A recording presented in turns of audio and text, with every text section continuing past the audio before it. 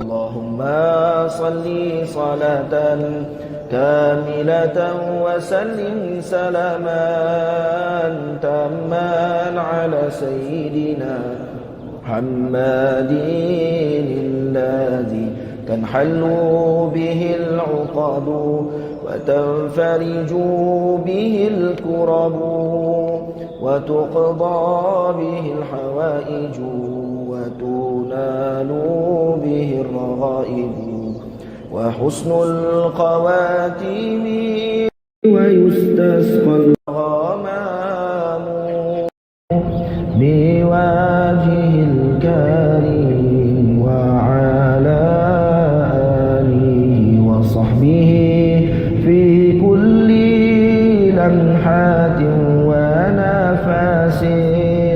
ونفس بعدد كل معلوم لك. اللهم صل صلاة كاملة وسلم سلاما تاما على سيدنا محمد الذي تنحل به العقد وتنفرج به الكرب وتقضى به الحوائج وتنال به الرغائب وحسن الخواتيم ويستسقى الغمام بوجه الكريم وعلى آله وصحبه في كل لمحات ونفس بعدد كل معلوم لك. اللهم صل صلاة كاملة وسلم سلاما تاما على سيدنا محمد الذي تنحل به العقد وتنفرج به الكرب وتقضى به الحوائج وتنال به الرغائب وحسن الخواتيم ويستسقى الغمام بوجه الكريم وعلى آله وصحبه في كل لمحات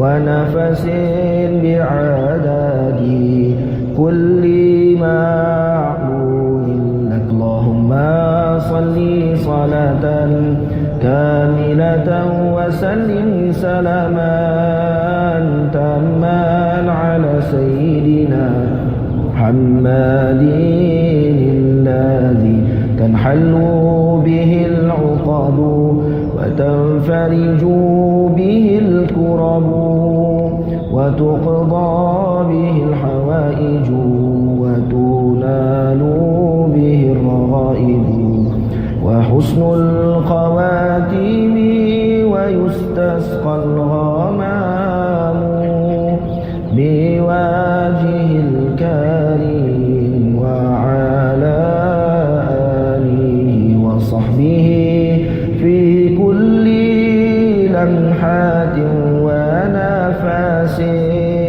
ونفس بعدد كل معلوم لك. اللهم صل صلاة كاملة وسلم سلاما تاما على سيدنا محمد الذي تنحل به العقد وتنفرج به الكرب وتقضى به الحوائج وتنال به الرغائب وحسن الخواتيم ويستسقى الغمام بوجه الكريم وعلى آله وصحبه في كل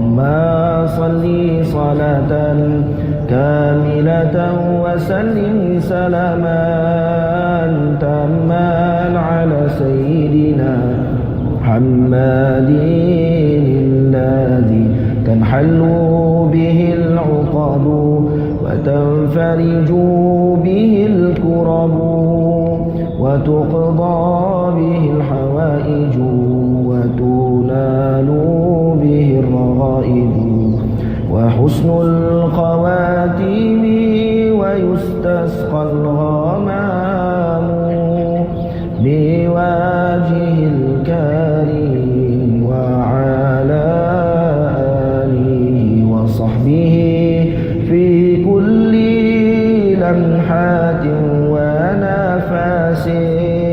ونفس بعدد كل معلوم لك اللهم صل صلاة كاملة وسلم سلاما تاما على سيدنا محمد الذي تنحل به العقد وتنفرج به الكرب وتقضى به الحوائج وتنال به الرغائب وحسن الخواتيم ويستسقى الغمام بوجه الكريم وعلى آله وصحبه في كل لمحات ونفس بعدد كل معلوم لك اللهم صل صلاة كاملة وسلم سلاما تاما على سيدنا محمد.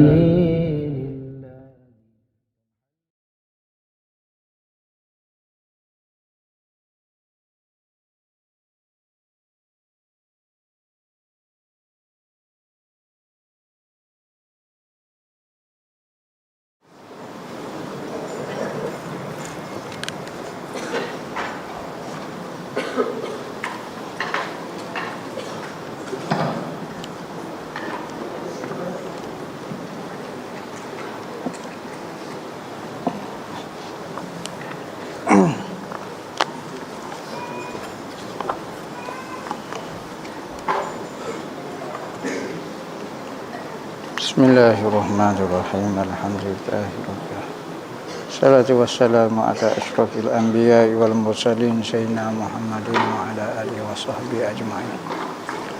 Nawaitu ta'allu wa ta'lim wa tazakkura wa tazkira wa nafa'a wal intifa' wal ifadah wal istifadah wal hassa ala tamassuki bi kitabillah wa sunnati rasulih wa du'a waddalalata 'alal khair ibtigha'a wajhillah wa qurbihi wa sawabihi subhanahu wa ta'ala. Allahumma inni as'aluka ilman ladunni wa mashraba safihan ya wahhabu ya ghani. Qala al-muallif rahimahullahu ta'ala wa nafa'ana bihi wa bi 'ulumihi fid dharain amin. Rabbi yassir wa la tu'assir wa tamim bil khair wa la haula wa la quwwata illa billahil aliyyil azim. Ilahi anta maksudi wa ridhaka matlubi a'tini mahabbataka wa ma'rifatak. Amma ba'du, assalamu alaikum warahmatullahi wabarakatuh. Soalan yang pertama, Ustaz, adakah sunnah Nabi tidur sebelum iqamah subuh? Antara amalan yang Nabi buat sebelum daripada sembahyang fardu subuh, yakni sebelum daripada qomat sembahyang subuh, iaitu Nabi tidur. Nabi tidur, yakni Nabi tidur membaringkan tubuh dia dan letak tangan gini. Tidur sebelah kanan, letak tangan gini. Kalau Rasulullah nak tidur lama, Rasulullah perebah tangan tidur gini. Kalau Rasulullah hakak tangan duk gini, berarti Rasulullah nak tidur sebentar saja. Antaranya di antara sembahyang sunat subuh dan sembahyang fardu subuh. Ramai orang tak amal benda ni, itu antara sunnah Nabi. Tujuannya Rasulullah nak hilangkan kesan jaga malam. Manusia ni kalau jaga malam dia lebih sini. Maka Rasulullah seolah-olah tak siwi nampak kesan dia. Maka dia buat lagu tu jadi muka kita normal semula. Kita duduk tengah hari pun nampak tak supaya jaga malam. Tu cara dia. Sunnah, ya sunnah Nabi juga. Ustaz, jika kita tidak undur ke belakang sampai habis solat ketika ada makmum lain yang datang solat ikut imam yang sama, adakah masih dikira berjemaah dan sah solat dia? Hukum dia sah sembahyang dia, sah berimam dia. Cuma dia duduk keras lagu tu tak turun. Sepatutnya apabila ada makmum lain dia turun berapat, maka hukum dia makruh. Makruh situ makna dia tidak dapat pahala sah, kerana sah dia tak betul. Patutnya kalau dua orang kena duduk dua-dua belakang imam. Ni dia duduk sebelah seorang, duduk belakang seorang. Patut depan tu kena turun, tak usah turun. Sama ada dia jahil ke dia gapo dia ke, maka hukum dia sah berjemaah. Saya ingin bertanya, majikan Islam tempat saya bekerja kurang titik berat ke waktu solat. Selalu saya terlewat sembahyang sebab bila tiba saja waktu azan majikan sering suruh kerja di luar. Soalan saya, apa hukum jika saya berterusan kerja di situ? Adakah saya berdosa kerana melewatkan sembahyang? Terima kasih. Gini masalah, kecek gak dengan bos tu kata, saya nak sembahyang. Biar ada masa, ikutlah lewat kau apa tak penting, beri masa saya untuk sembahyang. Kalau dia sembahyang dalam waktu, sekalipun lewat, tak ada masalah apa. Kadang-kadang ada orang tak royak kepada bos kalau apa dia orang Islam ke cakap dia tak tahu. Orang bukan Islam lagi peluang kepada orang Islam nak sembahyang. Itulah orang. Maka kadang-kadang kita tak kecek ke apa ataupun cuai kita time waktu rehat tu, kita duk buat, kita duk makan, salah halik kita. Cakap pekerja, cakaplah majikan nak beri masa banyak, masa sembahyang lagi, masa rehat lagi. Rugilah dia negonya. Kalau dia mau nak sembahyang nak gapo dia gak, tak sirat kerja. Jadi tak ada buat kerja lah mana. Maka waktu rehat itulah kita curi untuk sembahyang. Pandai-pandailah kita. Tapi kalau kita tinggal sembahyang kerana diri kita ni sangat ni bukan sangat tekanan daripada majikan sangat. Majikan tak siapa tekan gitu kalau buat sembahyang Tapi kalulah betul lagu tu, tak si benar kita sembahyang, tak usah kerja lagu tu lah. Berdosa hukumnya Apa hukum memberitahu seorang itu Wahabi tanpa ada dalil yang dia tu Wahabi? Tu panggil tuduh orang. Kita tuduh kepada orang dia tu Wahabi. Tapi kalau ada dalil, ada bukti, ada video, ada gapo semua tu tak panggil tuduhan. Tuduhan ni, kita kata dia tu Wahabi tanpa dia kecek ahli sunnah wal jamaah gapo. Tiba-tiba orang kata dia Wahabi. Maka yang tahu Wahabi tak Wahabi hanya ahli sunnah wal jamaah dan orang-orang yang pandai sahaja. Orang kampung tak pandai. Dulu Wahabi tak pakai serban, lah ni Wahabi pakai serban dah. Dulu Wahabi tak baca kunut, lah ni Wahabi baca kunut dah. Pas lagu mana Wahabi? Hanya orang ahli saja tahu dia ni Wahabi, kata Wahabi. Kadang-kadang Wahabi tu sendiri tak sedar dia sudah jadi Wahabi. Dia kata saya bukan Wahabi pun, saya tak kecek Wahabi, saya tak pernah mengaji kitab Muhammad bin Abdul Wahab. Saya ngaji Mesir dulu, pergi ke Mekah, pergi kat ni apa, tak Wahabi pun. Apa Wahabi dah dia? Dia tak sedar dia tu Wahabi. Pasal apa dia kena orang. Kadang-kadang kita tak sedar kita tu salah. Seperti ibarat kata gajah sebagai lauk nampak, kumel depan mata tak nampak. Dia tak sedar dia tu Wahabi. Maka menuduh orang dengan benda yang tidak ada pada dia tak boleh lah. Perbuatan yang tidak molek. Kerana apa? Kerana Wahabi ni memalukan. Kalau Wahabi ada itu tuduh, awak ahli sunnah Jumaah. Tuduh, saya tuduh awak. Tak ada orang marah tuduh ahli sunnah Jumaah. Tapi tuduh Wahabi marah apa? Memalukan nama Wahabi. Seorang mufti Saudi, nama Abdul Aziz bin Baz pasal. Dia kata Wahabi ni nama yang mulia. Dia bangga dengan nama Wahabi. Tempat kita yang Wahabi tak sing ngaku Wahabi. Apa? Ya adalah tu tak sing ngaku. Tapi ngajar cara Wahabi. Hukum supaya Wahabi. Wahabi ni bukan ngaku, bukan dinama. Saya tak pernah baca kitab Wahabi pun. Tak baca pun, dah dia mau jadi Wahabi.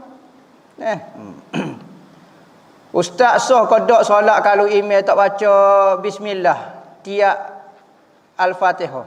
Tak si baca bismillah. Tanya dia, Tok Imam mazhab ke apa? Mazhab Hanafi. Sini Syafi'i saja Tok Imam. Berhenti dah Tok Imam.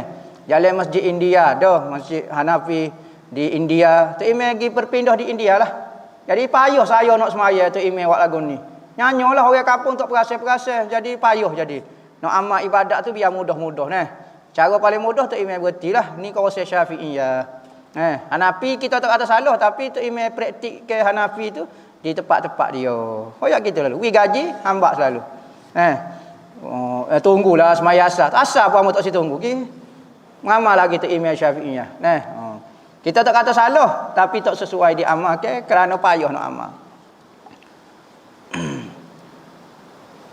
Assalamualaikum Ustaz, kalau dalam telefon dah azan dan waktu pun dah masuk tapi surah dekat rumah kita tak azan lagi, bolehkah kita terus solat sebaik sahaja dengan azan dalam telefon dan masuk waktu atau kena tunggu surah berhampir azan dulu? Gini, benda tu kalau kita percaya benda itu dipercayai, seperti handset kalau kita setting dah masa dia betul dah, maka boleh kita amalkan untuk kita sembahyang azan. Misalnya kita duk praktik dah, memang jadi kebiasaannya, memang orang tok bila tu betul dah.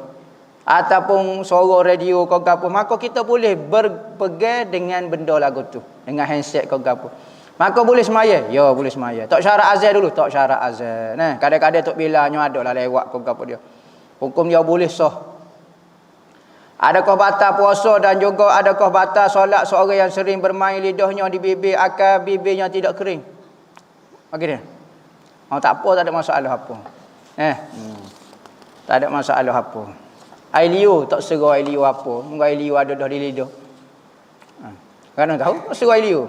Awak nampak ada air liur luar masuk ke guana? Payah. Noyak guana tak tahu. Payah. Tak batal pun dia. Lainlah kalau kita serah lain darah kau apa dia hak tu batal puasa. Ketika berpuasa sekiranya saya jilat bibir, ni sama masalah lebih kurang aku. Jilat bibir tu guna lidah dan nak bagi bibir saya basuh sikit. Lepas dah jilat bibir tu nak guna, nak buat gana air liur hok duduk atas dekat dengan lidah tu.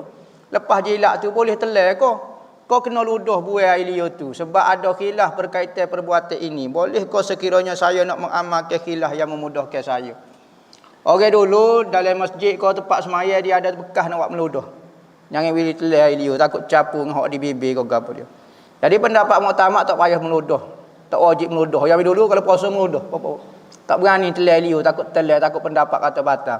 Dok tak ada masalah apa. Jangan kita ludah. Air liur duk bibir sini. Penuh air liur ni. Tu pun jilat awak masuk. Betul tak boleh.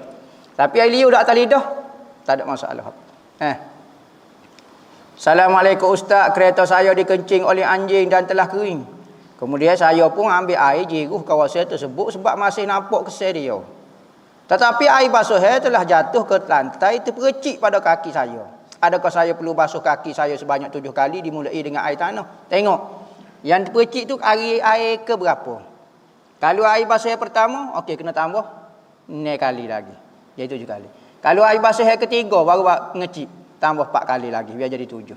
Basuh 4 kali saja di kaki kita sebab air basuh yang ngecik tu air basuh yang ketiga dah. Jadi tambah lagi 4 saja kita basuh di kaki kita. Sebab air hok ngecik tu air yang ketiga dah. Tu cara dia. Salih Ustaz, apa hukum menania tali pusat bayi yang tertanggal pada hari ke-7 ke 8 ke 9? Adakah perlu dibakar sebelum ditanam? Apa perlu dibakar pulaknya? Tanam lagu tu sajalah. Setiap benda anggota tubuh manusia yang berpisah daripada manusia mesti dimuliakan. Jangan kita buat potong dalam tu siapa. Tak dosa tapi benda itu makruh kerana tidak memuliakan anggota tubuh manusia. Jadi kita kena muliakan. Antaranya kuku kita, rambut kita, kau aksiden cabut tangan, kau kecil manis kena kerak kaki. Semua kena tanam kerana nak muliakan tubuh manusia. Antaranya tali pusat lah. Tanah, uri kau apa dia, benda tu dipanggil sebahagian daripada tubuh manusia dan wajib sunat dimulia. Kena tanah, tak wajib tapi dimuliakan sunat. Tanah. Tak perlu bakar. Apa bakar? Kena bakar dulu sebelum tanah. Tak tahu hamba apa kena bakar. Tak aja dengar tu. Nak aku anguh anak kita. Bakar tali pusat dia tu yang jadi hangu. Gelak gelemak katup daun. Assalamualaikum Ustaz, siapakah Sadatina Sufiyah yang disebut dalam Ratibul Haddad? Boleh tak Ustaz ceritakan sedikit? Sadatina Sufiyah ni tua-tua sufi, tuk guru tasawuf di seluruh dunia, sama ada di Masyrik ataupun di Maghrib, di timur dan di barat, semua tuk guru tasawuf. Orang-orang yang hati dia bersih, sama ada dia wali, kau kutub, kau apa dia, semua tu dipanggil Sadah Sufiyah. Tua-tua tasawuf, tuk sufi. Maka semua umum kita bertawasul, ambil berkat daripada mereka jujur dengan Tuhan. Hati kita tidak ikhlas, hati kita maksiat, hati kita gapo, ambil berkat orang-orang baik. Dahlah kita jahat, tak usah ambil berkat dengan orang baik pula. Tak ada jumpa, ambil keberkatan dia. Niat dia ke gapo dia. Dengan keberkatan ilmu dia gapo, Sadatu Sufiyah. Salah tu guru ada tak amalan untuk dapat hati ustazah. Sudah. Terima kasih tu guru, love you. Tak ada apa ni. Nak ambil hati ustazah ke mana? Kena ke ustazah tu ko. Gini, tak payah ambil hati ke apa. Kena ke ustazah. Assalamualaikum ustazah dia. Gi jumpa dia. Kecek secara gentleman. Bawa bunga mawar sekutu ke. Kekoh ke. Naik kuda tu kat lopak macam Zoro tu kat. Oyak kata, ustazah, saya sebenar saya kecek, jelas lah. Saya ni orang strict sungguh kata. Saya kena ke ustazah. Ustazah fikirlah pula. Ustaz siap kali makan nasi gambarkan muka saya gapo dia. Buatlah ayat-ayat pikat lain kau gapo dia. Gentleman. Tak payah guna ayat gapo dia. Waktu pergi jumpa gitu dulu. Jangan gaduh nak ambil ayat, nak ambil hati, pikat lain gitu ya.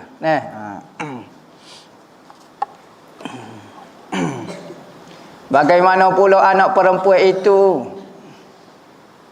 Bagaimana pula anak perempuan tu memang sengaja tak utama ke ibu bapa dia. Sedangkan suami dia tak kisah dan dia sendiri yang tak nak ambil tahu, malah tak nak kau tanya khabar apa. Macam mana ustaz? Tu kesilapan anak lah. Berkali soalan ni macam hok mari tu hamba kata mungkin kesilapan, tak puas hati kali hok jenanya ni. Nak suruh kata juga orang. Nak suruh kata juga. Ada juga soalan lagu tu. Nak suruh tu kata juga ke dia. Nak basuh sikit. Tak boleh. Kalau ustaz mari tak basuh, tak puas hati. Yang nak suruh royak juga ke dia. Nak royak hati nak tu salah juga. Anak tina apa salah? Royak. Nak saya soalan pula ni. Hati nak tu sendiri. Tak cara. Bini dia, tak laki dia tak apa. Gitulah. Biar senang lah hati penanya ni. Berharap senang hatilah. Maknanya kalau anak tina tu sendiri sengaja, hak tu cuai dia dah lah. Dengan ibu dia. Berarti dia tidak buat ihsan dengan ibu bapa dia. Wabil walidaini ihsana. Dan dengan kedua ibu bapa hendaklah kamu berbuat baik. Maka antara cara berbuat baik, anak lelaki ataupun anak perempuan bertanya khabar, tanya sihat kodok, berikan kegembiraan kepada hati ibu dia. Lagu tu. Assalamualaikum ustaz, kalau berzikir tetapi kadang-kadang tak mendalami dalam hati, adakah diterima oleh Allah Ta'ala? Berzikir dululah. Sekurang-kurangnya anggota kita sudah berzikir. Jangan tunggu kita nak hebat dulu, pandai dulu dalam bab berzikir, hati bersih dulu, baru nak berzikir. Sekurang-kurangnya lidah kita dah berzikir. Dengan keberkatan ibadat yang dilakukan oleh lidah, mudah-mudahan dia dapat membantu hati kita. Jangan tunggu nak bersih. Sampai bila nak bersih? Kita rasa ikhlas. Orang yang lebih tinggi pada kita, kenapa tak ikhlas lagi kita? Maka keikhlasan yang sebenar payah nak cari. Martabat mana demo? Ikhlas jarang-jarang. Bagi orang ahli ikhlas, demo tak ikhlas lagi. Pas nak tunggu bila? Nak zikir, tunggu ikhlas. Tunggu makrifat. Makrifat demo setara mana? Bagi orang ahli yang lebih tinggi, dia kata demo tak kenal lagi, baik tak payah berzikir. Apabila nak berzikir. Jadi, zahir ke syariat dulu, zahir ke di anggota zahir dulu. Sekalipun hati tak tahu gapo dia. Ustaz, apa hukum kahwin ke pokok sampai keluar bakar-bakar buah dan pokok yang tak pernah wujud sebelum ini? Ini perbuatan bid'ah. Bid'ah di dalam kacuk pokok. Bid'ah dalam mazhab kita tidak berdosa. Yang ni benda yang dibuat tidak ada zaman Nabi.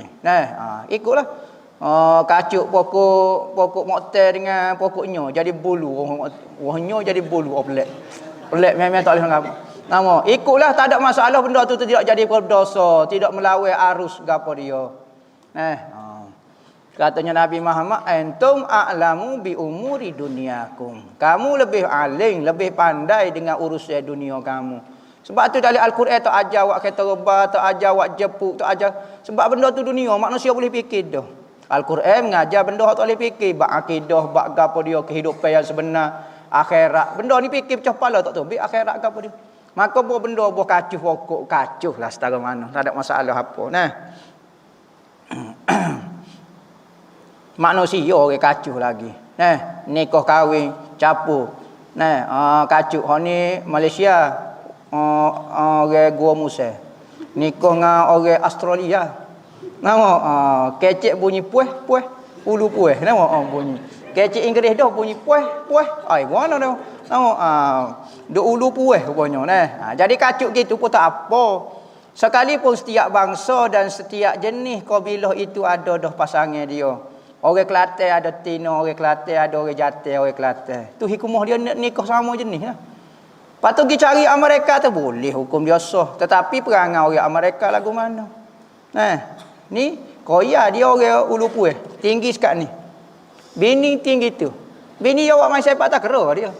Sepak po supo air. Nah, ambil kayu po dah kecil ni bini. Tok laki buat gapo dia pedah gapo dia buat nyelok boleh.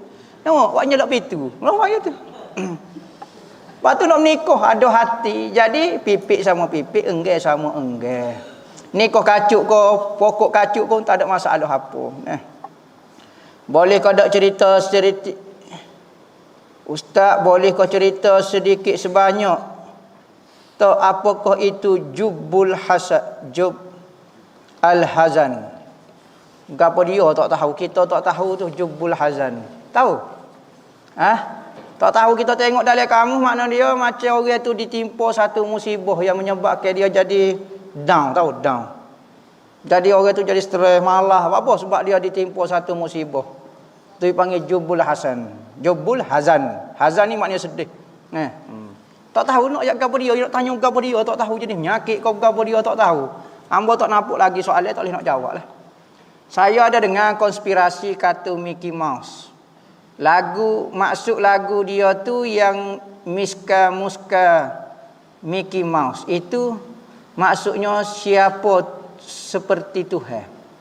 Tikus. Lagu lama. Jadi apa hukum memiliki kain cadar kartun tu? Patut kau saya buat. Tak tahu kita ni cerita ni. Konspirasi lagu ni. Mickey Mouse tu yang nyanyi lagu dia Tuhan kau. Dok, lah ni kita tanya. Kita tengok Mickey Mouse tu Tuhan dok. Orang kafir tu banyak sengkok orang kafir, tapi bagi kita benda tu tak wujud pun, tak terlintas di hati kita.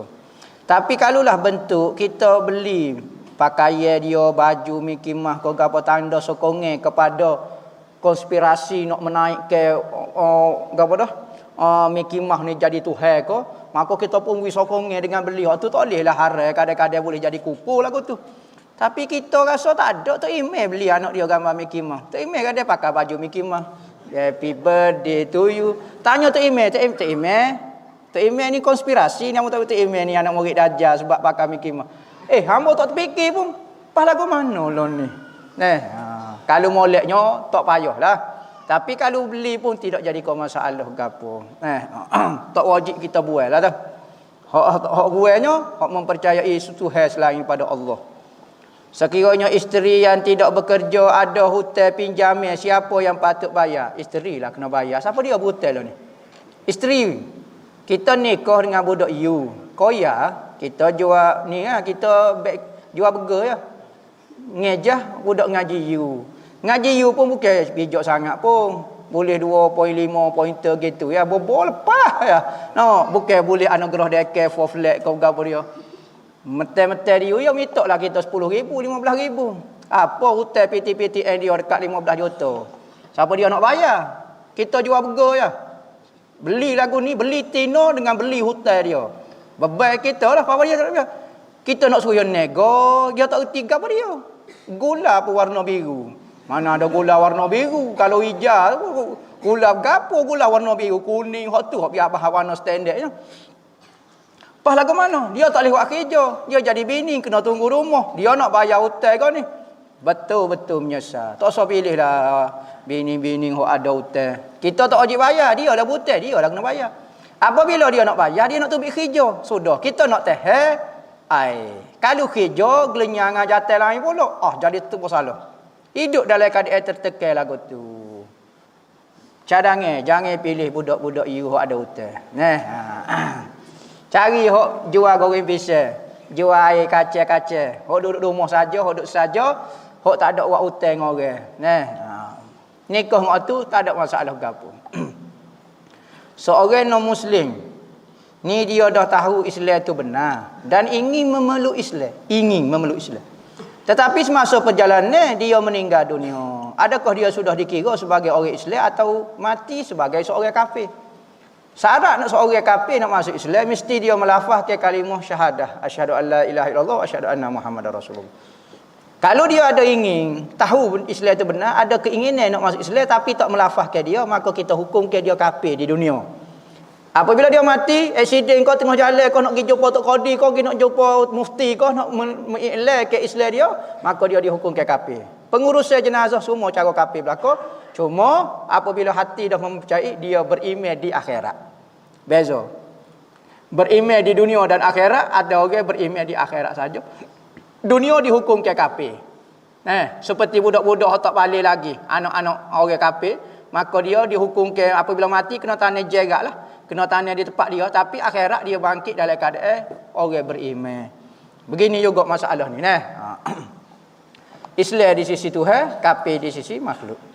Apa hukum kita membiarkan orang kafir menghina agama Islam sedangkan rumah dia di sebelah kita saja? Koyak kecek sepatah kak. Cuik tu. Ting tong. Buka. Hello? Awak kecek gapo dia tadi hamba dengar? Tak ada. Saya dengar, saya tik ni. Awak kecek benda-benda ni sensitif tak boleh lah. Kecek tu peribadi lah. Jangan buat gitu kata. Awak hina agama saya. Tak boleh lah. Gitu. Oh ya kecek boleh. Selutuk. Tapi kita kata tak berani. Dia orkestra saja. Kamu tengok dah mokon ni. Tatu balai gitu. Ambo kak. Tu kuruh dah. Ambo nak jalan pun erik selipar. Berat selipar. Sama berat selipar dengan tubuh ambo. Nyata apa dia rasa lekat pagar rasa. Tak so kita rasa. Tak so kita tegur lah. Namak jadi masalah kita pula. Dia tetap kafir tu. Dia tak kata Tuhan pun dia kafir tu. Maka benda kata Tuhan benda sipi bagi dia. Ustaz saya pernah bersekedudukan dengan orang perempuan. Duduk saja ke? Hampir terjadi zina. Bukan duduk saja ni. Geruk ni. Ada benda mengayak ni. Kemudian saya menyesal sangat selepas tu. Menyesal lah dia. Sedihnya. Menyesal kau suka kau. Menyesal. Apakah yang perlu saya lakukan untuk taubat dari dosa ini? Dan perlukah saya minta maaf kepada kawan perempuan saya tu? Saya risau kalau kontak dia balik. Takut-takut datang semula perasaan ingin bermaksiat itu. Mohon pencerahan. Masalah berlaku. Jadi lagu mana? Moga awak dulu sama-sama suka. Bukan paksa. Gapo sama-sama suka. Jadi kita sama-sama taubat lah. Dia mau taubat dengan Tuhan. Saya pun taubat dengan Tuhan. Ataupun ambil dia sebagai isteri kita. Maka boleh buat apa saja dah lah. Tak ada maksiat gapo dia. Halal lah. Kalau orang lain ambil, takut kita rasa aku tahu dah rahsia dia. Sebab tu orang Tino bahaya. Pilih kita. Pilih jangan orang Tino hok gaul dengan orang jatuh. Kadang-kadang budak pakai telekun dah duk ngaji you duk saing dengan jatuh tiba-tiba nikah apa dia ada pulkas skandal dah. Gawe dia tahu belakang daripada hujung rambut sampai hujung kaki. Bagai luar, bagai dalam, kapereta dia setara mana, ezuh dia setara mana, nama turbo dia, vitek dia setara mana, tahu belakang. Jadi kita tak lebah. Bini kita orang tahu. Lagu mana perasaan kita. 2-3 lekok cerah bini. Memalukan ambo. Maka masalah. Benda-benda lagu tu. Dia terlanjur lagu tu. Sama-sama minta maaf. Molek ambil dia sebagai pasangan kita. Sebab rahsia dia kita tahu dah. Dia pun tahu rahsia kita. Ngok demo. Tak tahulah. Kena pakai ceping mata. Tak nampak. Berat je kata. Berat lagu tu kena. Tidak kau berat kita. Jadi, aib sepasangan itu tahu. Jadi jangan buat lagu tu lah. Ustaz, nampak kita kecek sedap sikit. Dia pun tunjuk gambar. Mampu kita. Rahsia demo dalam poket ambo. Jadi masalah. Boleh ambil nikah lah dua orang tu. Rahsia demo tahu dah belakang dah. Bukan maksiat lagi dah. Saya tak sih. Dia ustaz mengoperang dia tak jurus cakap saya nak bini. Bahawa rosak dia nak. Tidak kau awak ni jadi jahat tahap tu. Nak merosokkan dia nak bertanggungjawab tak sih. Pada pihak wiku putih ni. Lagu tu. Lagu tu lah. Nak taubat pun, molek taubat tu dengan Tuhan. Tapi kesalahan kita dengan orang. Sekalipun buat pada masa tu, suka sama suka. Tapi lagu tu lah. Molek ambil dia lah. Hak nombor 1, nombor 2 cari hak lain pula. Ustaz, kalau seorang itu tidak ditahnik semasa kecil, ketika dewasa bolehkah dia ditahnik semula? Allah Rabbi, nyanyo. Orang tahnik dia tentu nyanyo. Nyo duduk pula nyomol 30 dah. Tuai 100 piku. Spiku tuai 100. Hacur lebu mokcik duduk atas. Nyo duduk atas pohon hacur lebu, maka nak tahnik lagu mana? Waktu sunat untuk tahnik sudah berakhir. Dah gigi ni, seci gigi panjang. Nyo kekoh tu imam tu selok tu imam. Maka waktu sunat untuk ditahnik tak ada dah. Tahnik ni masa kecil ni. Jangan buat gelenyah nak jadi baby ke, baby syak dudu-dudu ke. Toso. Assalamualaikum Ustaz, saya nak tanya, jika seorang menderita penyakit mental seperti depression, anxiety, stres dan sebagainya, dan membuatkan dia ingin bunuh diri dia sendiri, dan dia beranggapan bahawa Allah tahu terhadap deritanya setara mana. Jadi Allah memahami keadaannya. Persoalannya, apa pendapat Ustaz dalam perkara ini dari sisi Islam dan akidah? Mempercayai, beriktikad yang Tuhan tahu segala benda itu wajib. Kita tahu belaka, kita tengah derita Tuhan tahu, kita tengah suka Tuhan tahu, kita tengah nipu Tuhan tahu, Tuhan kita tengah marah, semua penderitaan kita, semua yang berlaku atas diri kita Tuhan tahu. Betul? Tetapi adakah benda itu alasan untuk kita buat benda yang Tuhan larang? Tuhan tahu penderitaan, tapi Tuhan suruh tak kita bunuh diri. Tuhan larang. Berarti Tuhan lebih tahu berbanding diri kita lagi. Sekalipun lagu tu Tuhan tetap melarang kita untuk bunuh diri. Maka kalau kita bunuh diri, hukum dia berdosa. Tak boleh. Sebab ini dah Tuhan tahu penderitaan saya akan bunuh diri. Tuhan tahulah setara mana saya. Halal.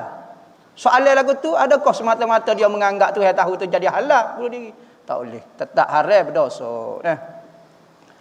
Bukankah capak itu asalnya ditulis ciri-cirinya oleh ulama dulu-dulu, dan ulama yang seterusnya baru membuat lakaran itu. Jadi sanaknya tak sampai kepada Nabi. Kerana kita menyandarkan kepada Nabi, sedangkan lakaran itu bukan yakin sepenuhnya seperti asal capak yang sampai kepada Nabi. Betul. Lakaran itu nak kata yakin dok lah, sebab kita tak duduk zaman Nabi. Maka hak selipar, capa, hak sapa kepada Nabi kita pun banyak juga dah. Ada kita yakin, ada tidak. Tak yakin lah, maknanya banyak lakaran sahaja kau apa dia. Sekalipun lagu tu, tak syarat benda tu yakin baru kita boleh beramal. Banyak benda yang sapa kepada kita hanya zon, sengkoe saja. Kalulah agama itu dibina atas yakin saja, Quran dengan hadis mutawatir saja. Pas lagu mana? Banyak benda kita tak boleh nak beramal tak? Tapi kita hak Nabi tak suruh pun kita buat lah ni. Tapi benda tu ada hadis, ada bentuk, ada lakaran dia sebut dalam kitab, tetapi tak yakin lah. Adalah Nabi sebut. Mula-mula dia sebut dulu. Lepas tu okey, dia kata tengah dia lebar ni, bawah dia lebar ni. Kita pun lukis lah lebar ni. Okey, tengah gini. Jadi bentuk hak capal lah ni. Lepas tu tak yakin. Memang tak yakin berlaku. Kau tak tengok Nabi berlaku. Maka kadang-kadang, tapi benda tu salah kodok kita buat, boleh. Maka kita beranggapan capai itu menurut zon saja, sekalipun tidak yakin. Tak apa, menurut sengkea pun tak apa dah, boleh dah pakai. Boleh dah guna. Kalau nak tumbuh yakin, banyak benda, tak ada. Tak boleh buat zaman Nabi, ambil PhD, tak boleh. Tak boleh, tak ada zaman Nabi. Rasa kau ada zon, sengkea ada. Abdullah ibn Umar pernah mengambil PhD sebanyak 2 kali. Ada? Pas kita benda Nabi tak buat, kita dah buat. Ambil gaji dok gapo dia? Patut lagu mana? Gapo dia maksud daripada soalan ni benar? Nak rok capa saja ke tak si rok PhD ke kau? Kalau insaf betul, rok semua benda hak Nabi tak buat. Tapi kalau hak nak buat, open table, jual goni, perkampungan jadi habis kagum berlaku tu. Nabi tak buat benda lagu tu. Patut buat juga tanya hak kita nak buat. Masalah soalan ni tidak insaf. Lagu tu. Kalau insaf kena tanya belaka, benda tak buat. Lakaran capa, PhD, pensyarah, ikutlah kau ambil gaji, mikir bak duit. gini gapo dia. Macam-macam benda. Nah. Biar insaf soalan. Ustaz, apakah boleh anak berumur 5 tahun melaksanakan ibadah korban? Umur berapa boleh melaksanakan ibadah korban? Orang balik dah baru boleh buat. Tak balik lagi boleh buat, tapi pahala kita sedekah misalnya, nak sedekah pahala. Manakala untuk dia buat tak boleh lah. Sebab apa? Masalah harta. Beli. Tak boleh lah. Kita tak boleh buat benda sunat. Harta budak, harta piti dia tapi saya nak buat ke dia. Minta izin ke tak ke dia? Tak apalah cakap dia tak ui. Budak dia tahu ke apa? Takut dia nak. Maka sebagai pengguna duit kau gapo dia budak tak boleh, kena tunggu ni hati dia besar dulu biar izin sekalipun benda tu ibadat tak boleh. Buat dengan harta kita sedekah pahala ke dia. Mudah. Ustaz, ketika berada di tahiyat akhir selepas tahiyat selawat Ibrahimiyah tu, saya ingin berdoa sebelum memberi salam. Bagaimanakah kedudukan tangan kanan saya? Adakah perlu dalam keadaan jari telunjuk menunjuk lagi? Ya. Siapa gini? Siapa wiyah salat assalamualaikum. Doa lepas pada tu. Ikulah doa kepada Allahumma ya muqallibal qulub. Kau tangan duk gitu lagu. Jangan tukar lagu ni. Allahumma ya muqallibal qulub. Tak payah tukar apa, tangan duduk lagu ni. Siapa bui salat, siapa sudah. Ustaz, betul kau pokok tembakau tumbuh daripada air kecil setan lepas kena halal daripada syurga? Terima kasih. Benda ni disebut dalam kitab. Pasti yang tidak tahu. Sanak cerita ni sahih atau tak sahih, tapi disebut dalam kitab sahaja. Kita nak pasti nak mempertahankan sangat pun dok, nak kata dok pun sebab ada disebut dalam kitab-kitab ulama. Bukan kitab-kitab majalah, bukan kitab-kitab surat khabar, ni kitab-kitab agama. Apa hukumnya orang yang merokok yang menyebabkan asap rokoknya menjadi sakit orang lain? Gini kaedah dia. Setiap benda perbuatan kita kalau menyakiti orang, sama ada kesihatan dia, perasaan dia, maka hukum dia haram. Rokok ko, nyepak ko, nendai ko, kita duk saja duk kewak kayu kena atas belakang orang ko, ikutlah gapo-gapo saja menyakiti orang. Paki motor tengah jalan orang nak lalu jadi sesing, habis kereta baru beli apa semua. Habis penuh jadi sepik jalan, wak serabut, wak stay bok driver stay tahu. Berhenti tengah jalan tiba-tiba tak wis gena bahaya kepada orang. Semua benda membahayakan manusia, hukum dia berdosa. Mengganggu ketenteraman orang mukmin lebih-lebih lagi, hukum dia berdosa. Ikutlah dengan apa cara merokok, kau apa dia ikutlah apa dia kias-kias dirilah. Apa hukum mengaji akidah Asy'ariyah sahaja tanpa mengaji akidah Maturidiyah? Ikutlah ngaji salah satu pun boleh dah. Ngaji Asy'ariyah pun boleh, ngaji Maturidiyah saja boleh, ngaji Asy'ariyah Maturidi boleh. Penting ngaji Ahlussunnah wal Jamaah, ngaji Khalah boleh, ngaji Salah boleh. Jangan ngaji Wahabi sudah ya. Jangan ngaji Syiah, jangan ngaji Mu'tazilah. Hak tu tak sedap ngaji Ustaz nak tanya, boleh kau selawat Allahumma salli ala Muhammad? Boleh, tak ada masalah apa. Allahumma salli ala Muhammad. Boleh, tak ada masalah apa. Ustaz, saya sering mengulangi mengucap 2 kalimah syahadah. Sebab saya rasa takut-takut sama ada sah atau tak syahadah saya tu. Sebab saya macam tak berapa faham maknanya bila saya mengucap. Dan banyak kali saya dengar ceramah pasal tu, tetapi saya selalu risau. Apa yang saya faham dari ceramah tersebut adalah berlainan dari ilmu Allah yang betul. Maksud saya makna kalimah syahadah itulah wasuwah ustaz. Apa patut saya buat? Wasuwah. Wasuwah ni tak payah buat, tinggalkan.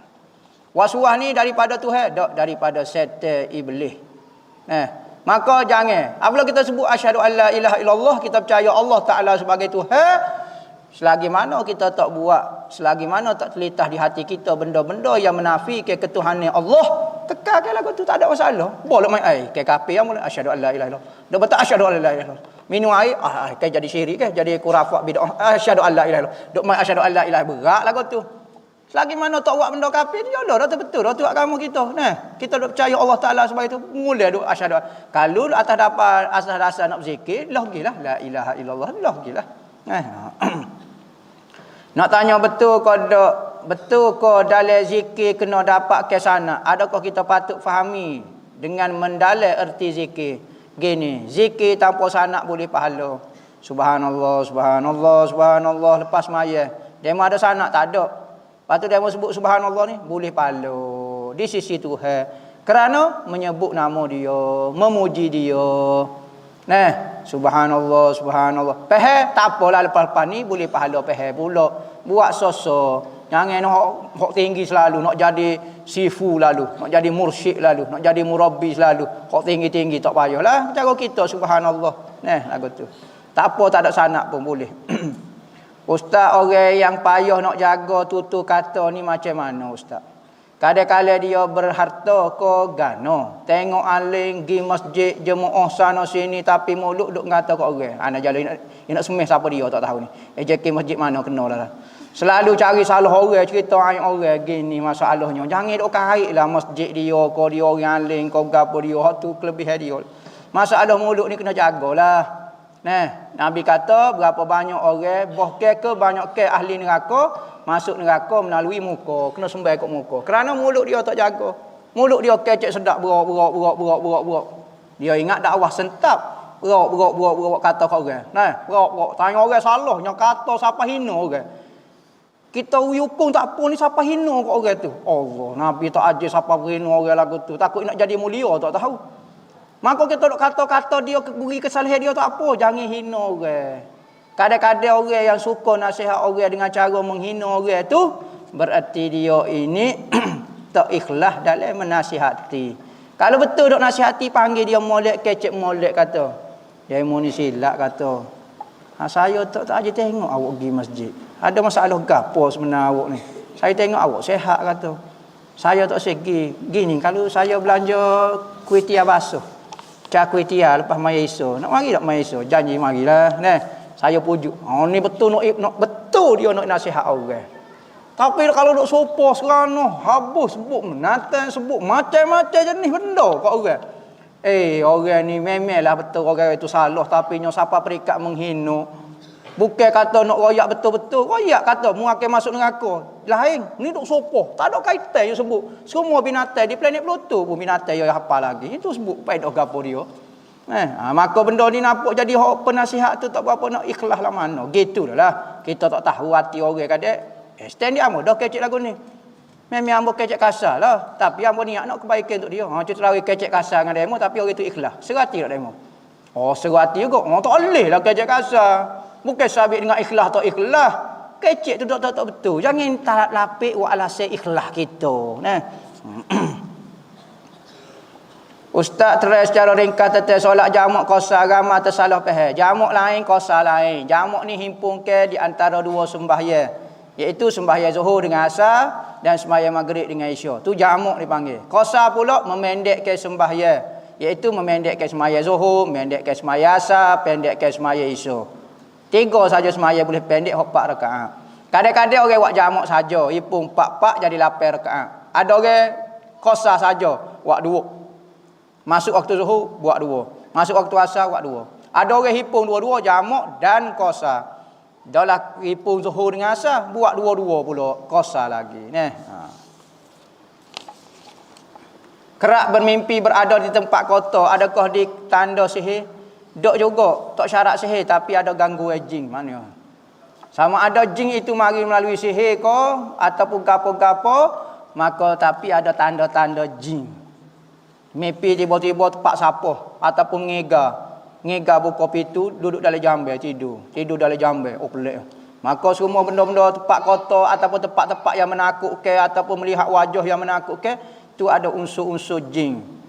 Tak boleh kata sihir lalu takut kita tuduh orang pula jin tu hukum main game atau tonton kartun yang ada patung yang sekadar ada lah tapi ada tu besar sangat patung manusia. Dalam game tu adalah patung ke apa dia. Kita nak kata orang tak tahu main game bukan main patung tu. Kau patung sembah berhala. Patung tu adalah patung permainan sembah berhala. Ada. Dok ni kata lukisan dia panggil background dia tu lah. Kau boleh belakang dia tu. Maka lagu tu lah moleknya tak suruh main lah. Gambar-gambar benda-benda orang dulu tengok salib tak benar.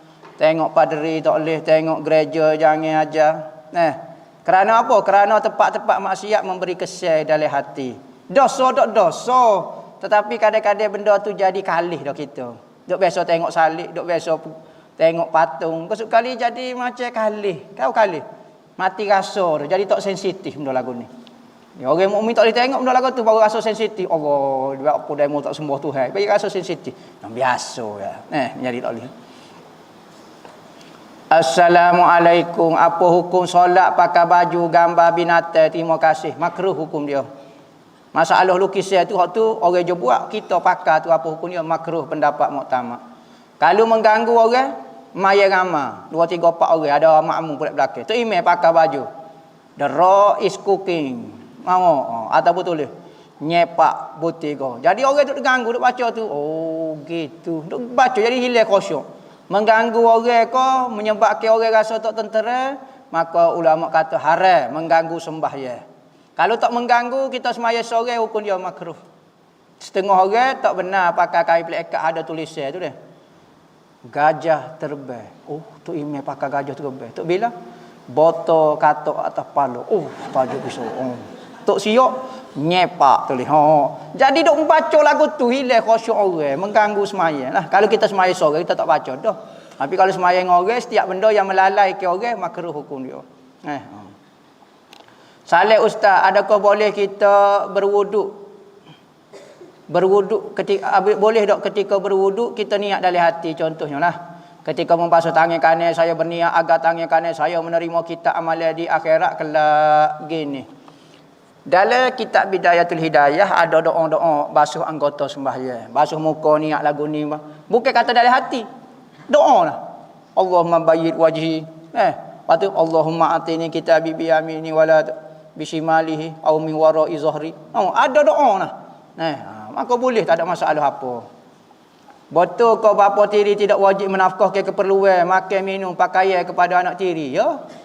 Dia ada pok dia ke? Pok dia lah kena bagi nafkahnya. Saya nafkah pada bini hamba ya, mak dia ya. Anak dia bukan anak saya ni. Maka sekalipun bini kita nikah dengan orang lain, anak hasil daripada perkahwinan kita dengan dia tetap kita kena tanggung. Dia duduk dengan pok tiri pun, tak pati bukan anak dia. Kita kena tanggung nafkah tu dah. Ustaz saya ni perempuan tapi minat macam ganah sikit, seni-seni lah. Bagi orang lain lah macam gambar korok, oitino minat gambar korok. Tu pakai puduh. Semaya tahajud jerit malam-malam, minat gambar korok, lagu hard rock metal. Lagu banging gitu. Apakah nasihat dan pandangnya ustaz? Kalau tak apa saya nak teruskan sebab macam hobi saya dah gini. Benda lagu tu hak rock kau gambar korok, kalau ada unsur-unsur maksiat kena berhenti. Tapi kalau tak ada unsur maksiat, kata-kata dia hanya dia kecek, saya makan nasi saja semua awak kaya angguk gitu. Saya makan nasi. Jadi benda tu tak kata maksiat kecek lagu tu, cuma macam lara lagu tu. Maka moleknya tinggal. Moleknya tinggal. Dosa tidak kalau benda-benda kata-kata dia tidak menyebabkan gapo-gapo, maka tak ada masalah apa. Cuma sebagai seorang perempuan mestilah kita bersikap dengan sikap perempuan. Benda lemah lembut lagu Dewi Cinta. Sesuai dengan Hot Tino. Ni Hot Yate pula nyanyi lagu tu. Hot Tino nyanyi lagu harok. Jadi macam tak sesuai dengan jiwa lah, takut jadi kerah jiwa kita macam jatuh pula. Tak comel sangat. Dosa tu dok kalau tidak ada unsur-unsur maksiat.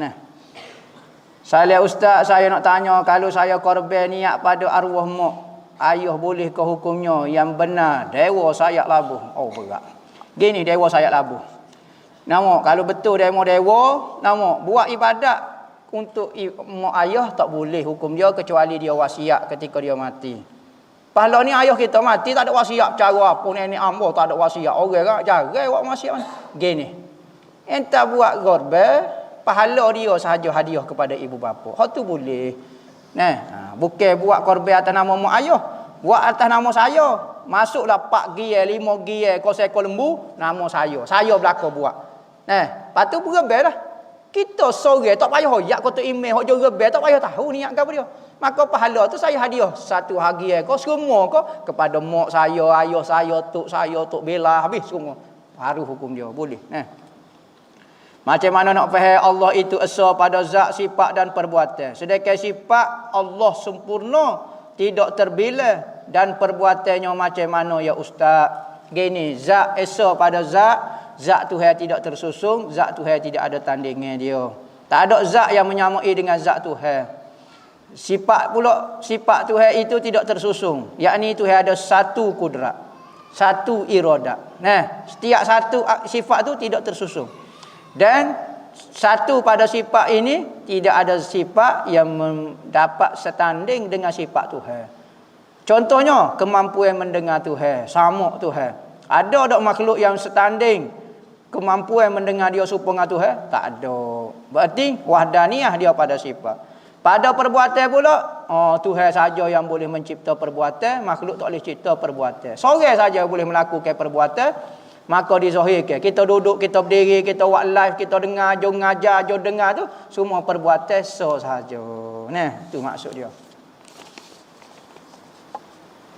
Ustaz, saya suka makan nasi. Tak ada apa dah lah. Tapi makin banyak saya makan nasi, makin malah saya nak buat ibadat. Sudah. Adakah jadi dosa kalau saya makan nasi banyak-banyak? Gini. Asal makan nasi hukum dia harus. Makan nasi kita yakin. Kalau kita makan nasi jadi malah ibadat. Malah ibadat tapi tak tinggal ibadat. Makruh saja makan nasi tu. Bagi kita, bukan umum dah. Hukum ni khas untuk penanya saja.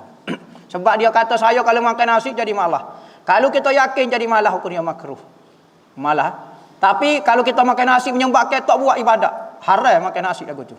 Makan nasi lagu mana? Makan nasi pak puyuk makan. Lepas tu gelepar dodeh-dodeh pakai tak boleh nak semaya ke apa semua duduk dalam jambai ke. Sudah ngaruk kita. Maka kalau kita yakin dengan makan nasi itu menyebabkan tak boleh buat ibadat, haram. Tapi kalau jadi malah, maya fardu tu ada, tapi jadi maya sunat pun malah jadi gapo tu makruh sajalah. Mazmumah lah sikit cara makan sampai perikat lagu tu. Berat benar berkali-kali ni makan ni. Boleh kau pakak-pakak semua pekerja di pejabat tu beli seekor lembu, pakak. Kemudian lembu tu guna untuk buat ibadat korban. Gini. Satu bahagian mesti dibuat ibadat, satu bahagian untuk satu orang. Kalau pakak beli kutik 10 hias orang, boleh beli satu bahagian, maka nak buat lagu mana? Ya kena seorang je. Okey. Hadiah ke duit itu kepada seseorang. Dalam ramai-ramai 10 orang pakak, semua hadiah kepada dia 10 hias, 10 hias, 10 hias, cukup. Itu. Maka dia pun buatlah ibadat korban untuk diri dia. Seorang dia. Pahala dapat juga kita atas nama berkongsi tolong orang buat korban. Nak buat ramai-ramai atas nama ramai-ramai tak boleh. Atas nama seorang sahaja. Nah, lagu tu. Wallahu a'lam. Al-Fatihah.